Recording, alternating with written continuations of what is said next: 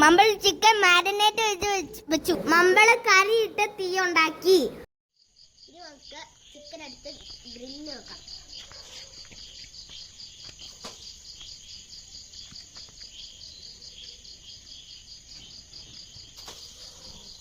നിങ്ങൾ ലൈക്ക് ചെയ്യണം, ഷെയർ ചെയ്യണം, സബ്സ്ക്രൈബ് ചെയ്യണം. കാരണം അവിടെ വ്യൂവേഴ്സ് ഇപ്പൊ കുറവാ. ഇനി നമുക്ക് ചിക്കൻ മറിച്ചിടാം.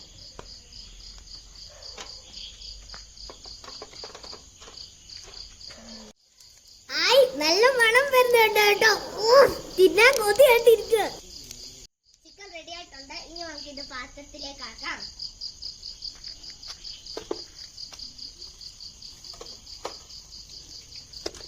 നല്ലപോലെ വിരുന്ന് കിട്ടിയിട്ടുണ്ട്. നമ്മുടെ ഗ്രിൽഡ് ചിക്കൻ റെഡി ആയിട്ടുണ്ട്. അപ്പൊ നമുക്ക് കഴിക്കാം. എങ്ങനെയുണ്ട്?